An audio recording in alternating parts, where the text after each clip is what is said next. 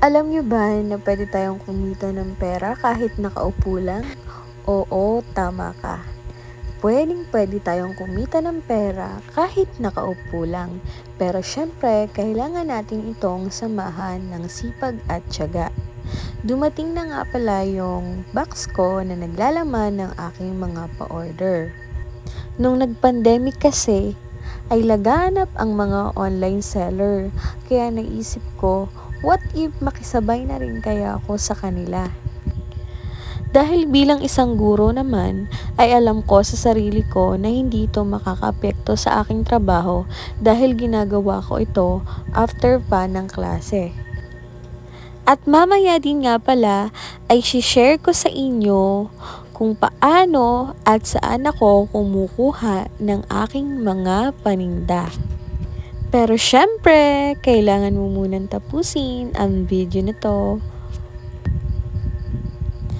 Noon ngang panahon ng pandemic ay naisip naming mag-asawa na ano kaya't ituloy na nga natin ang plano natin na pag-online selling.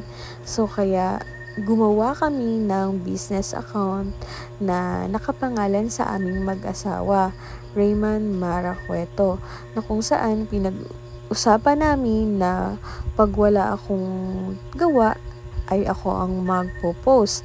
Tapos pag wala naman siyang gawa, ay siya naman ang bahala. So paano ba yung process ng pag-order sa amin? Once na mag-post kami ng aming mga paninda, ang gagawin mo lang bilang buyer is magmamine ka, then maghihintay ka ng 3 to 4 days or minsan pag medyo masama ang panahon dahil sa dagat is tatagal ito ng 3 to 5 days. Ayan na, saan nga ba kami kumukuha ng aming mga paninda? Kadalasan kumukuha kami sa Facebook. Pero syempre, iwas scam na. Ang ginagawa namin is pinapa-legit check muna namin yung mga seller or mga supplier na kinukuna namin. Then, kumukuha din kami madalas sa Shopee or Lazada.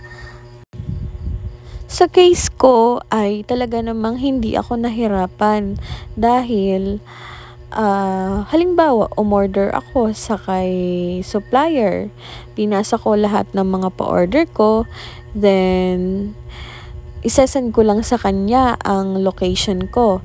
Pero yung mga pa-order ko is ina-address ko ito sa Atimonan Feather Port.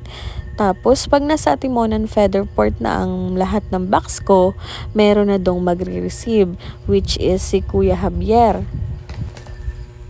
Pag andito na nga sa Perez, si Kuya Javier, magte-text lang siya na nasa kanya na yung parcel ko. Tapos, minsan, dadalhin pa niya yun sa'yo o i-deliver. Kaya, ang gagawin mo na lang ay magbibigay ka na lang sa abala.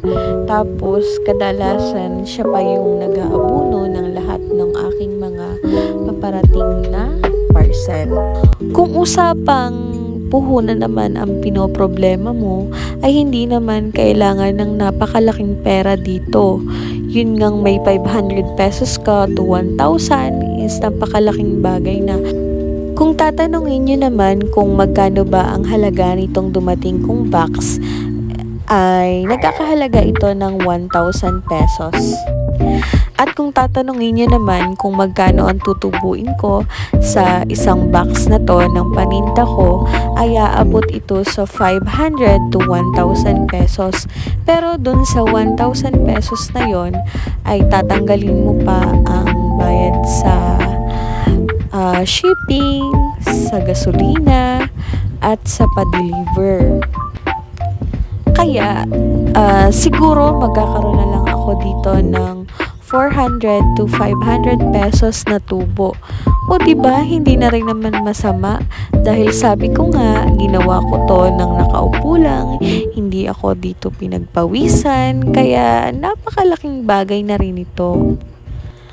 At share ko na din nga pala sa inyo guys ang tips ko para dumami yung benta.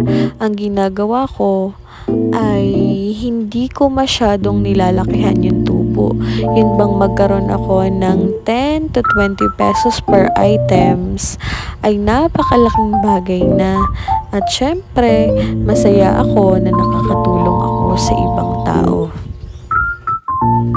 O diba guys, na kung iisipin, ginagawa ko lang to pagkatapos ng klase. Minsan 6 p.m. hanggang 8 p.m. dahil sa oras na yon ay antok na din naman ako dahil maghapon akong pagod sa trabaho. Tapos kinabukasan, hindi na ulit ako makakapag-post. At makakapag-post na lang ulit ako sa mga susunod pang araw. Kaya paano na lang kung ito yung ginagawa ko araw-araw. Maghapon akong nagpo-post, maghapon akong nagtitinda. So baka yung 500 to 1,000 pesos nakita ko sa isang pa-order ko ay umabot pa ng 5,000 pesos. So, diba? So, ayun lang guys ang masishare ko sa inyo na tips para kumita tayo ng pera kahit nakaupo lang, nakahiga lang. So, ayan, delivery time. Thank you so much for watching guys. God bless.